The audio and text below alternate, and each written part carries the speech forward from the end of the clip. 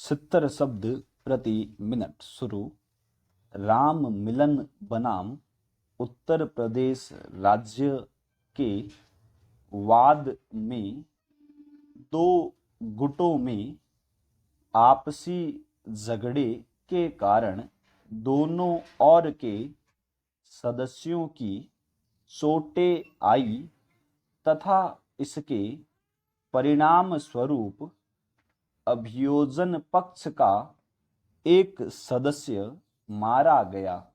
अभियोजन द्वारा अभियुक्त पक्ष के सदस्यों को कारित चोटों के बारे में कोई संतोषजनक कारण नहीं दिया गया, जबकि अभियुक्तों ने अपने बचाव में प्राइवेट बचाव की दलील प्रस्तुत की। विचारण न्यायालय ने अभियुक्तों को संदेह का लाभ देते हुए दोष मुक्त कर दिया, क्योंकि अभियोजन पक्ष के तर्क से पूर्ण सत्यता प्रकट नहीं होती थी।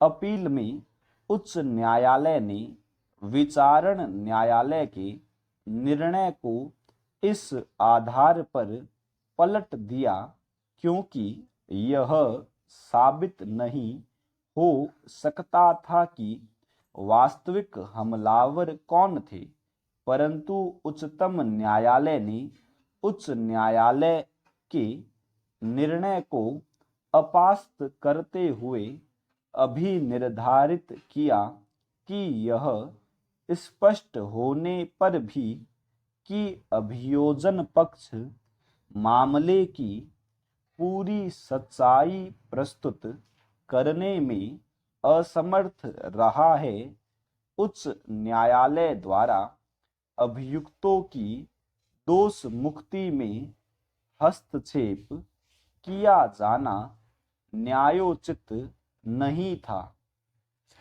विशाल सिंह बनाम मध्य प्रदेश राज्य का प्रकरण विवादास्पद भूमि के कारण विधि विरुद्ध जमाव तथा हत्या का मामला है। इस प्रकरण में 22 व्यक्ति अभियुक्त गण हैं तथा 4 फरार हो गए।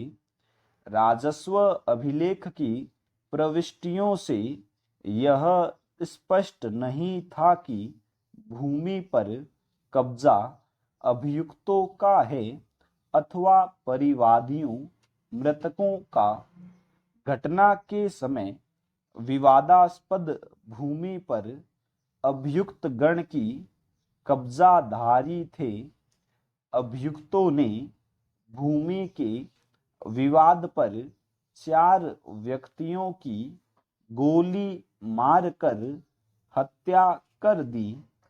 अभियोजन द्वारा अभियुक्त गण भारतीय दंड संहिता की धारा 149, 148, 302/149 तथा 307/149 के अंतर्गत आरोपित किए गए तथा सत्र न्यायालय द्वारा दोष सिद्धि किए गए व दंडाधिष्ट किए गए। अभियुक्त गणों में से जिनको मृत्यु दंड दिया गया था, उनके दंडादेश को उच्च न्यायालय ने आजन्म कारावास में परिवर्तित कर दिया। इस प्रकरण में उच्चतम न्यायालय ने अभी निर्धारित किया कि भले ही परिवादी पक्ष के व्यक्ति विवादास्पद भूमि पर अतिक्रमण कर रहे हो, तो भी अभियुक्त गणों को आत्म प्रतिरक्षा के अधिकार का प्रयोग कर उन्हें गोली से मार डालने का हक नहीं है। उच्चतम न्यायालय ने विनिश्चय किया कि दंडादेश साक्ष्य के मूल्यांकन पर आधारित है। इसमें हस्तक्षेप नहीं किया जा सकता है और अपील खारिज कर दी गई।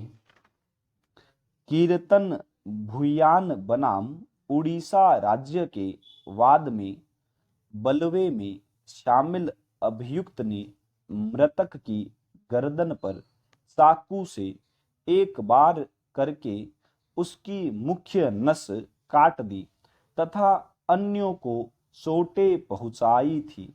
उच्चतम न्यायालय ने निर्णय दिया कि इस वाद में उच्च न्यायालय द्वारा अभियुक्त को अन्य अभियुक्तों से पृथक करते हुए दंड संहिता की धारा 302 के अंतर्गत हत्या के लिए दोष सिद्ध किया जाना तथा शेष अन्य अभियुक्तों को धारा 149 के अंतर्गत बलवे के लिए दोष सिद्ध किया जाना न्यायोचित था। स्टॉप।